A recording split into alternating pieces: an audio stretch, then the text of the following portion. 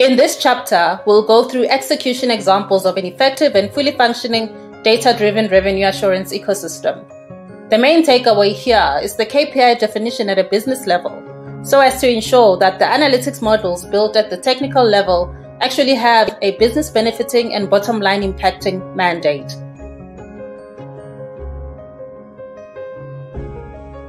We'll tackle examples from the billing, fraud, and policy compliance revenue assurance perspectives.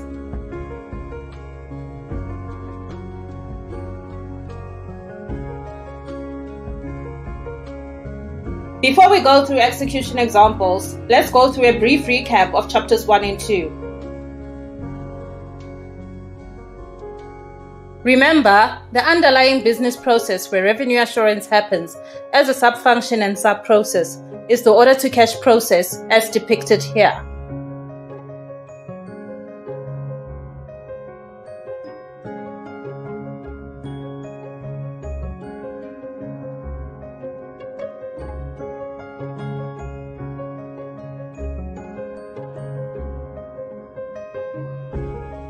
The case study on which these execution examples will be based is the hospitality booking platform we discussed in Chapter 2, with business model fundamentals depicted here.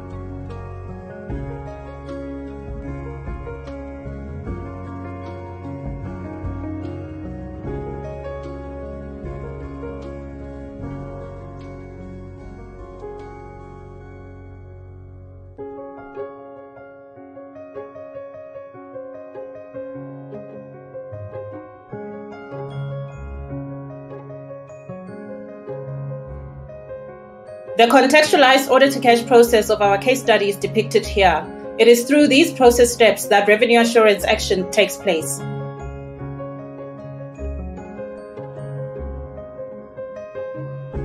Let's get going with the billing, credits, and discounts revenue assurance execution examples.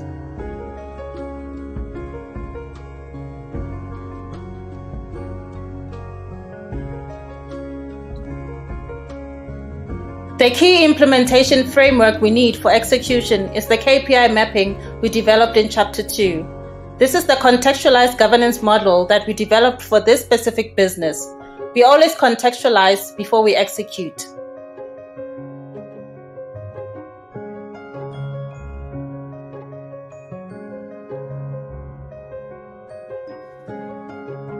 That way, we make sure that we focus on the right things that will have the most positive impact for the business and its customers, with customer needs at the center instead of being distracted by what everybody else is doing and doing something for the sake of doing something. As we said, at this point, we'll be looking at billing, credits, and discount leakage, which is what is highlighted here. We'll pick one or two of the initiatives required by the governance model.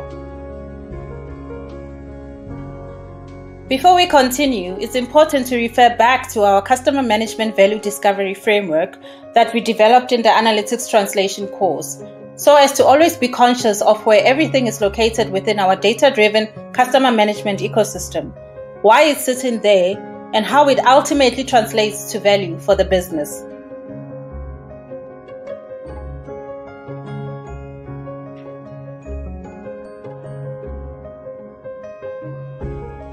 So now, let's map the key components of our customer management data-driven value ecosystem to our revenue assurance detection and execution model. The trigger here is the order-to-cash activity, the purchasing of a product or service by a customer from the business in question.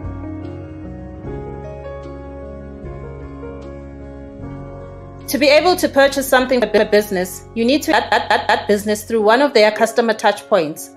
Since the business in question is a platform-based digital business, the touchpoints could be either an app on the customer's phone or the website. These platforms can be accessed through a mobile device or a desktop or laptop, a phone call, text message, or email if the product or service process of the particular product or service the customer wants allows for that.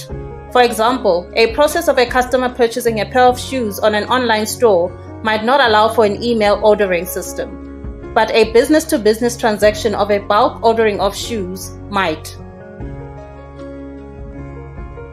Now, once the customer has engaged a touch point, requisitioned the product or service they need, they start entering into a transaction in order to procure this product or service.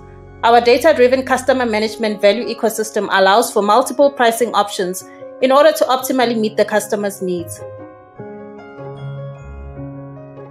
From a revenue assurance perspective, giving the right price for the right product to the right customer is what's important, as not meeting this condition can result in significant leakage. For example, you would not want to give a premium, highly in-demand product on a highly discounted campaign on credit to a customer that is highly in debt with the company.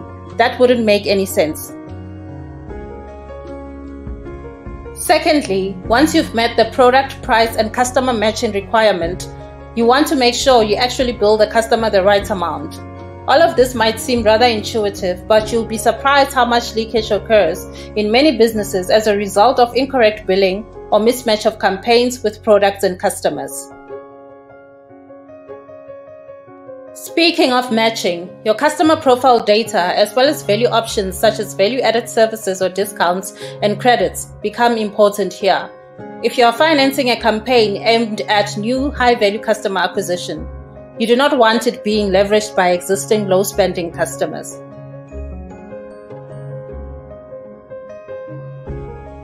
Lastly, recognizing revenue as well as possible leakage means payments and inventory become important within this process. If you've dispensed a product or service, you want to know that you've actually received payment in money or goodwill of some form, if applicable. You want to know that the money that left the customer's pocket in exchange for that product or service actually landed in your business banking account. All of it. So beyond matching customer to product to pricing, you match product to payment and follow that payment in full straight to the business banking account.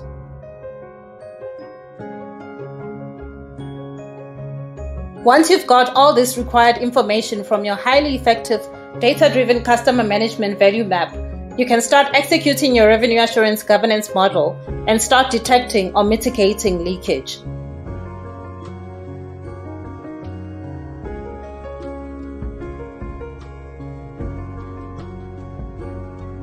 Right, so when you start your leakage identification and mitigation execution planning exercise, you need to pick a customer type and a revenue type at a time. This will help ensure that you don't miss anything. For this exercise, we've chosen customer type B2B corporate and revenue type advertising fees. This means we'll be mitigating leakage across the order-to-cash process of corporates buying advertising space on various customer engagement platforms. Right, so let's get into an example of a billing leakage mitigation process.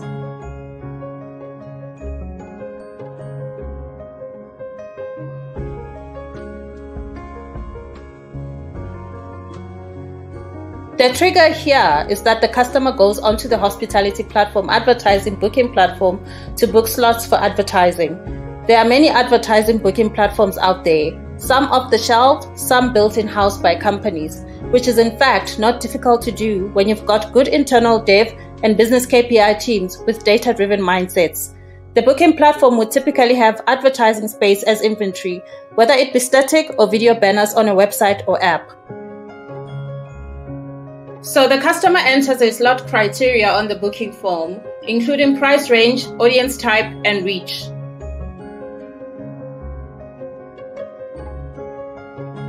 The booking platform runs its analytics and determines the best slots for the client. The pricing schedule might be a manually updated schedule depending on the type of business, or it might be pulled from an automated industry advertising pricing engine.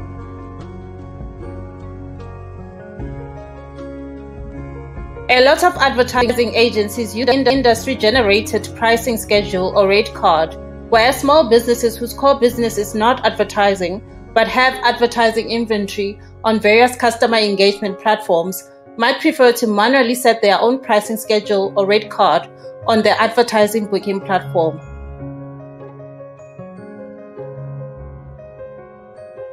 The customer might choose the proposed slots or choose to modify their booking requirements for a range of reasons, be it pricing, audience type, or audience reach.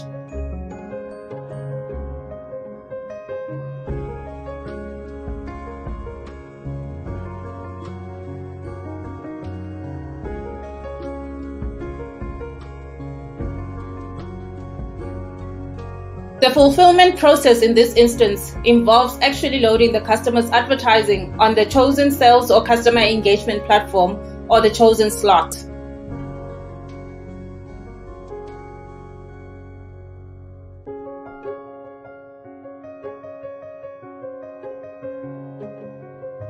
In this case, the question refers to whether the client pays before or after fulfillment. A credit client pays after fulfillment.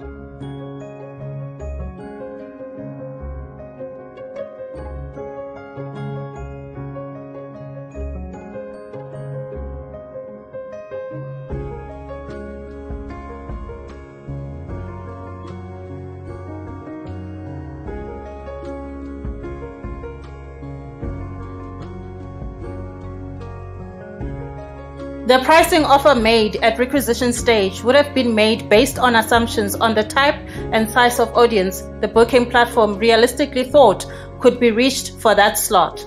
Sometimes due to various reasons, this might not happen. So after actually loading the ad, the platform can collect actual numbers and revise the pricing based off of that. You also want to make sure that you've actually loaded the app and fulfilled the service before finalizing billing to avoid the added schlep of a refund process. In this digital age, confirming this should be quite easy.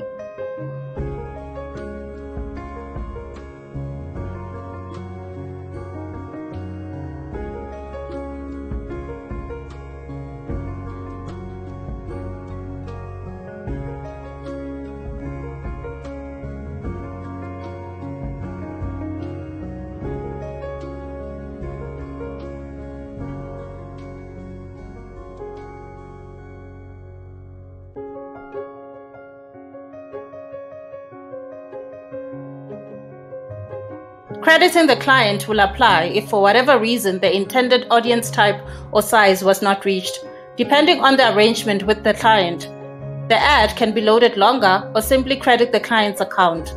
Unplanned or unscheduled extensions can lead to significant opportunity costs, which we'll talk about in our next leakage mitigation example. So it might be wiser to just credit the client's account as opposed to just amending bookings on the fly. If there's any added value or credits or any positive way in which the customer benefited from the transaction, you would want to let them know, both from goodwill reasons and so they understand the platform better, so they could use the platform more and make more informed booking decisions in future.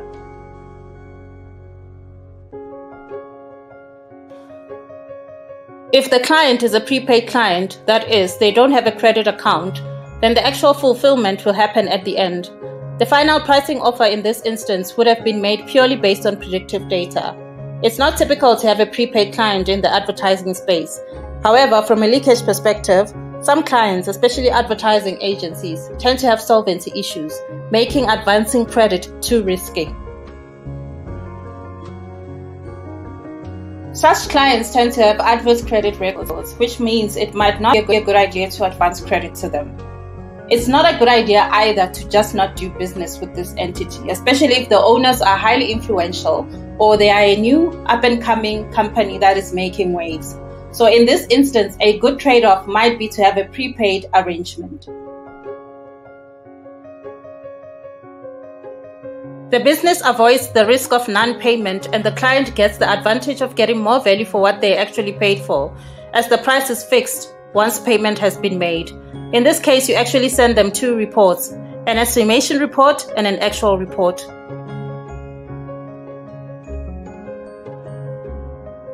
Okay, so now let's get into a credits and discount leakage mitigation example.